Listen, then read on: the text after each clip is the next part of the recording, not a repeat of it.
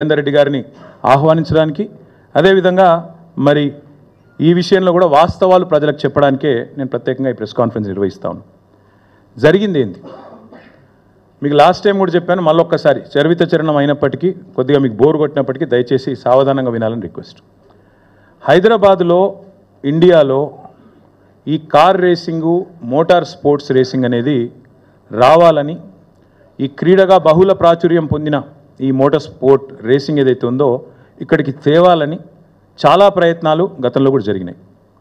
చంద్రబాబు నాయుడు గారు ముఖ్యమంత్రిగా ఉన్నప్పుడు 2001వ సంవత్సరంలో ఆనాడు ఫార్ములా 1 రేస్ని ఇక్కడికి తేవాలని చాలామంది మిత్రులు కూడా మీడియాలో ఫార్ములా 1ని ఫార్ములా ఈని కలగాపులగం చేసి వాడుతున్నారు. దయచేసి అందుకే మీకు వివరంగా చెప్తాను. ఫార్ములా 1, 2, 3, 4 అవేమో regular internal combustion engines, ice engines అంటారు వాటితో జరిగే రేసులు. ఫార్ములా ఈ అంటే ఎలక్ట్రిక్ వాహనాలతో జరిగే రేసు ఫార్ములా ఈ. ఇవన్నీ కూడా FIA కిందికి వస్తాయి, ఫెడరేషన్ ఆఫ్ ఇంటర్నేషనల్ ఆటోమొబైల్స్ అని దాని కిందికి వస్తాయి. ఎట్లయితే క్రికెట్లో మనకు BCCI, ICC రెండు ఉంటాయి. BCCI అంటే Bharat cricket board of cricket control India, ICC అంటే ఇంటర్నేషనల్ క్రికెట్ కౌన్సిల్. అట్లాగే ఇందులో కూడా 2 అసోసియేషన్స్ ఉన్నాయి. ఒకటి FMSCI, federation of motor sports clubs India, same BCCI మాదిరిగా ఇండియాలో ఒకటి ఉంది. అదే మాదిరిగా మళ్ళీ ఇంటర్నేషనల్గా FIA, ఫెడరేషన్ ఇంటర్నేషనల్ ఆటోమొబైల్. ఆ FIA అనేది ఎపెక్స్ బాడీ, దాని కిందనే F1, F2, F3, F4, FE అంటే ఫార్ములా ఈ. ఈ రేసులన్నీ కూడా వాళ్ళ కిందనే నడుస్తాయి.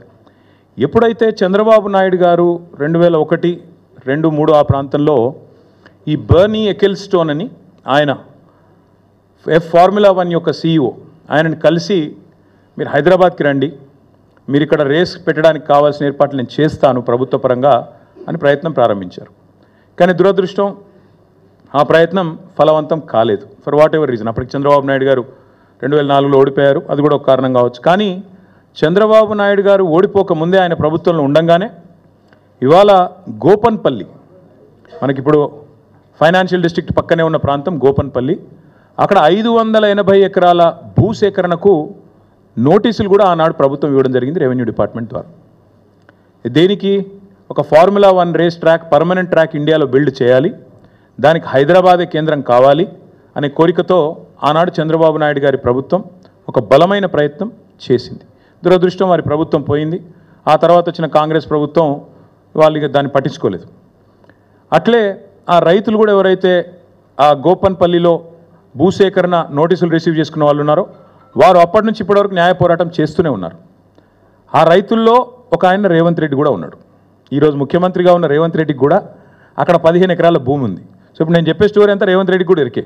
ఆయన గుంజుకున్నాడా లేకపోతే నిజంగానే రిజిస్టర్ చేసుకున్నాడా అది నాకు ఎరకలేదు. కానీ గోపన్పల్లిలో భూమి ఉందని ఆయన అఫిడవిట్లో కూడా చూపెట్టిండు. ఎలక్షన్ అఫిడవిట్లో కూడా రేవంత్ రెడ్డి గారి ఎలక్షన్ అఫిడవిట్లో కూడా నాకు 15 ఎకరాల భూమి గోపన్పల్లిలో ఎక్కడైతే ఫార్ములా 1 కోసం ఆనాటి అప్పటి తెలుగుదేశం ప్రభుత్వం భూసేకరణ నోటీస్